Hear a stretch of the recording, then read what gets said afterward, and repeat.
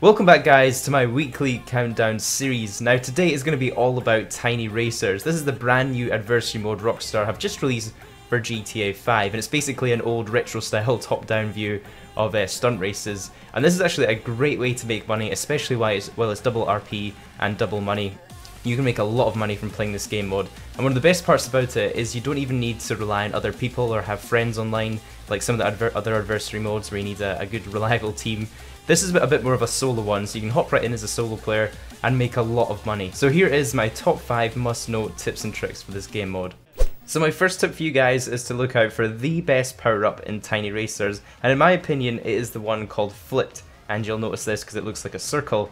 And what this does is it totally inverts the controls of all of the other players, making it almost near impossible to drive. Like if this ever happens to you, you're going to know about it because you're going to go flying off the track in the wrong direction as soon as you hit a corner. When you pick this one up, you just need to remember to activate it by hitting the left bumper, and that's going to flip the controls for everybody else in the race. Tip number 4 is when you've picked up a power-up, and even if it's a power-up that's morphed your car into another type of car, you can actually pick up another one until that power-up has completely depleted. So even though you might have used it until it's completely depleted at the top, you can actually pick up another one. And here's a great little example of how I use this knowledge to my advantage.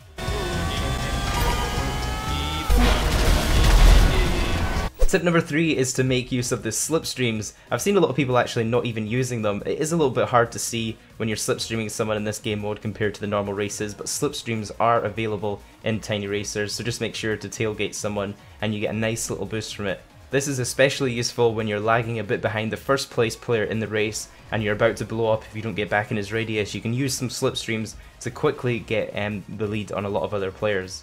Moving on to tip number 2, and that's if you hold the right thumbstick in on console, you'll actually look behind you, and you can use this to not only look behind you and get further a field of view from behind you, but you can also shoot some missiles behind you. And believe me, not a lot of people know this right now. From all the races that I played today, not one person actually shot a missile behind them. Everyone was waiting for someone to move in front of them.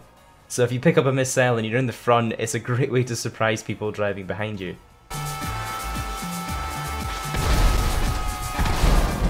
As far as I know, the only thing you can't shoot behind you is the machine gun. That can be only shot forwards.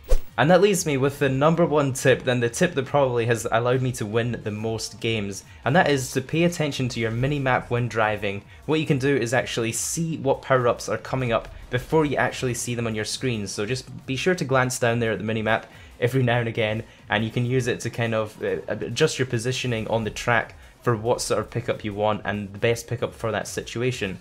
I'm going to show you guys a quick example of where I did this. I was in the lead and I wanted to be able to shoot behind me, and the only 2 power-ups ahead of me were actually the machine gun and the rockets. Now the rocket was the only one that could shoot backwards, so that was the one I wanted to go for. So that was my top 5 tips and tricks for succeeding at Tiny Racers. Let me know in the comments what you guys think about this adversary mode so far. Do you guys think it's fun? Are you going to be playing a lot of it? As always, don't forget to leave a like on the video if you enjoyed it. It really helps out this series, and also subscribe. I do a new countdown every single week. Have yourselves an awesome day, and I will catch you in the next video. I'm